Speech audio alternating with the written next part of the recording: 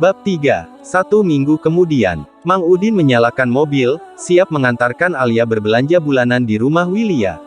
Segulung kertas ia genggam. Alia bersikeras untuk membantu urusan stok kebutuhan sayuran di rumah. Alia memakai kaos oblong polos hitam juga celana kulot kedodoran. Oliver sedang tidak ada di rumah. Sejak pulang sekolah tadi, cowok itu pergi entah kemana. Ayo Mang, pinta Alia. Mobil melaju keluar gerbang, sedikit obrolan menemani perjalanan mereka. Ternyata Mang Udin dan mendiang ibunya dulu berasal dari kampung yang sama hanya berbeda RT saja. Kembar apa kabar Neng? Tanya Mang Udin ketika menghentikan mobil di lampu merah. Alhamdulillah sehat, Mang. Tiap hari selalu telepon dan kirim chat.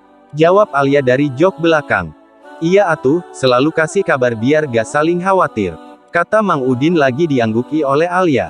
Kini lampu berubah menjadi hijau, semua pengendara mulai melakukan kendaraannya masing-masing. Pesan teks. Majikan galak. Lo di mana? Udah lupa tugas lo Sep Gay Babu. Temui gue di kamar, buru. 5 detik lo gak balas chat gue. Gaji lo gue potong. Balas Alia. Maaf Oliver, saya di jalan mau belanja. Oliver ngamuk. Siapa yang nyuruh setan? Balik. Alia, bentar lagi sampai. Nanggung. Oliver, gak usah kasih emoticon itu. Geli gue. Alia, kenapa? Oliver, Alia, iya Oliver. Oliver, sialan. Gue santet online lo. Alia, astagfirullah jangan Oliver.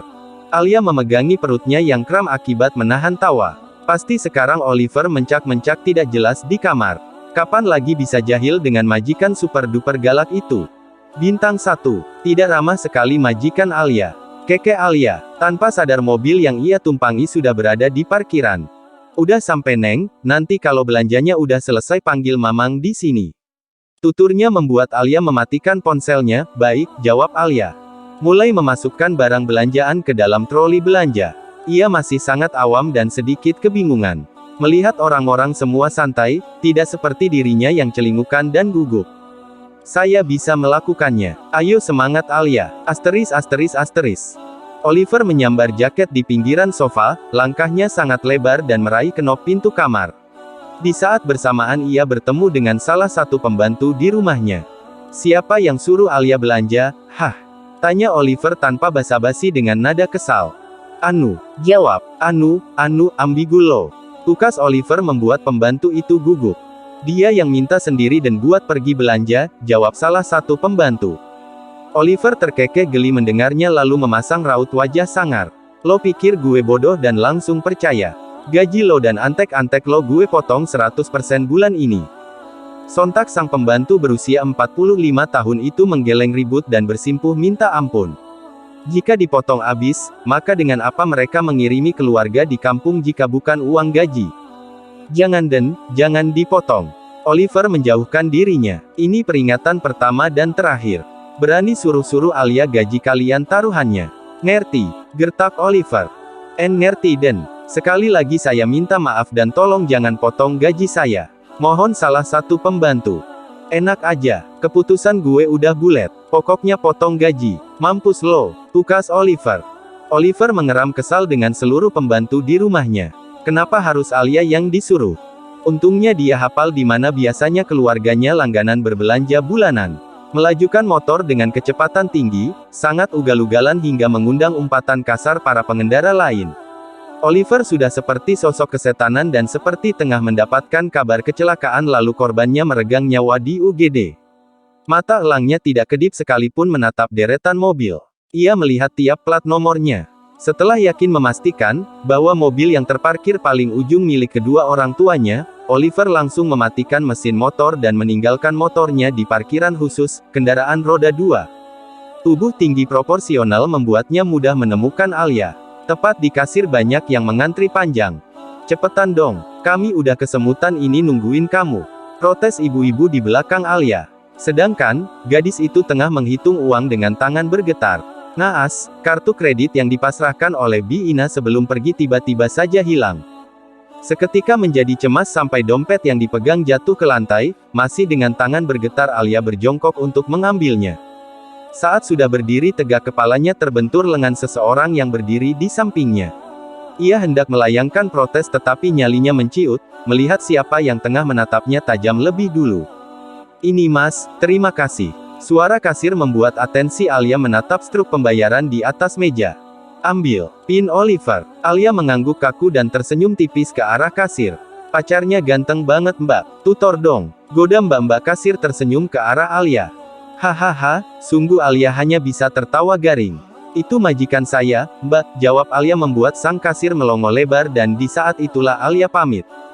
Tampak dari luar pintu masuk Alia melihat Mang Udin lari tergopoh-gopoh menghampiri Alia dan juga Oliver. Cowok itu masih enggan membuka mulut setelah mengucapkan kata, ambil, di dalam tadi. Maaf mamang lama datangnya, ringis pria tua itu. Enggak kok, Mang, kami baru aja keluar, balas Alia menggeleng lemah. Mang Udin ikut tersenyum lega lalu menunjuk troli belanja yang tengah Oliver pegang. Ia mengambil alih dan membawanya menuju mobil. Saat Alia hendak membuntuti Mang Udin menuju mobil, lengan kirinya dicekal oleh Oliver, menginstruksinya untuk diam di tempat. Kenapa? Tanyanya refleks mendongakkan kepalanya. Ikut gue, ucap Oliver datar. Alia meneguk ludahnya kasar. Jika kembali bertanya kemana akan pergi pasti akan disemprot. Lebih baik Alia diam dan patuh. Wajah Oliver sedang tidak bisa diprediksi. Yang pasti kesal setengah mati. Iya, Alia menganggukkan kepalanya setuju. Setelahnya, Oliver menghempaskan kasar lengan Alia, dan berjalan lebih dulu sambil memasang kacamata hitamnya. Hembusan angin menerbangkan anak rambut keduanya, Alia sedikit kesusahan menyeimbangi langkah lebar cowok berlabelkan sang majikan. Motor keluar dari area parkir.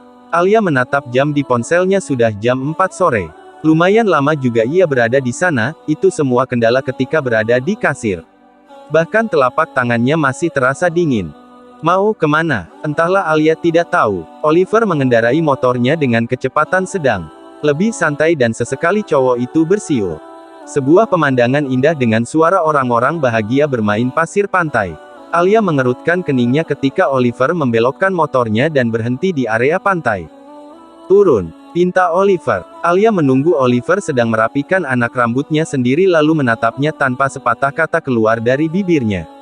Menarik lembut telapak tangan Alia. Langkahnya terhenti sebentar lalu kembali berjalan dan menuju sebuah kedai menjual es kelapa muda. Es kelapanya 2, siap mas. Sembari menunggu, Oliver sibuk berselancar dengan ponselnya. Alia, dia hanya diam bingung, mengapa Oliver membawanya kemari. Dan Oliver, panggil Alia lirih. Hening. Dan ini pesanannya, silakan dinikmati. Untaian kalimat tanya terpotong oleh suara mas-mas penjual es kelapa muda.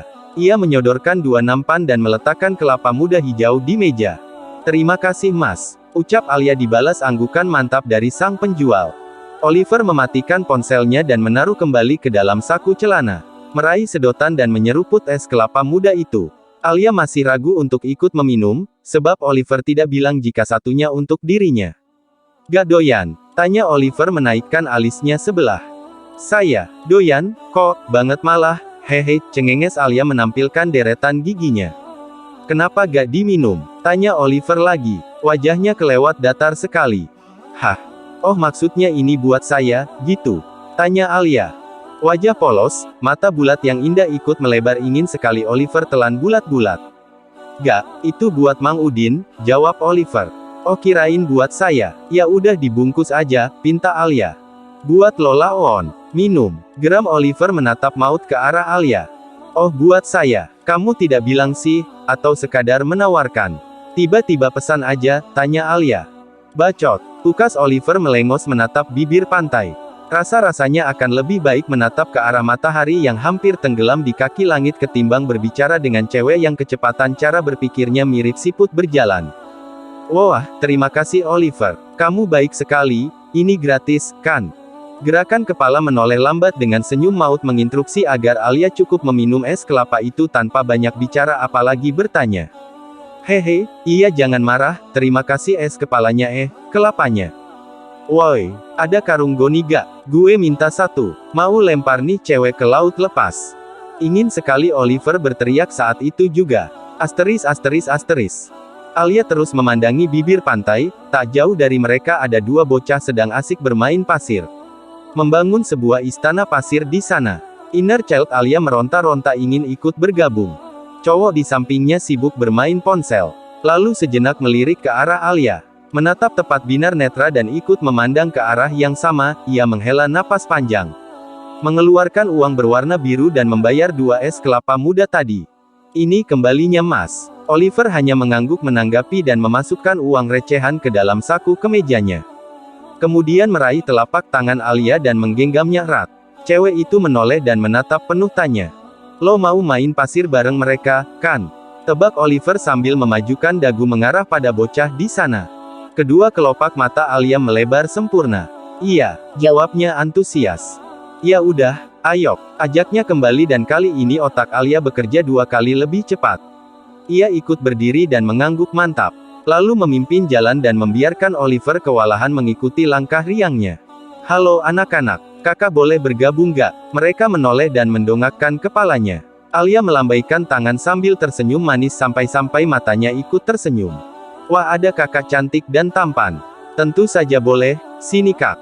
Oliver menggelengkan kepalanya lemah. Lo aja, gue nunggu di sana.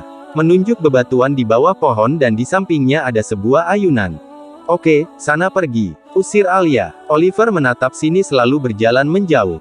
Mendengar suara Alia dan tawa renyahnya, Oliver membalikkan badannya dan ikut tersenyum melihat binar bahagia di wajah cewek itu.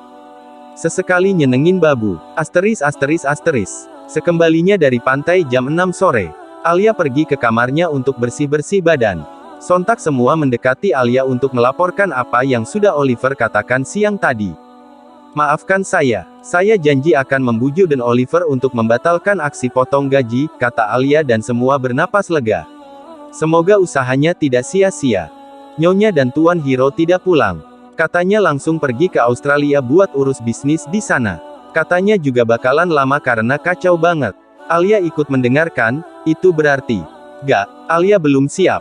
Pesan teks. Oliver, ke kamar gue sekarang. Alia. PR saya belum dikerjakan semuanya. Oliver, I don't care. Cepat.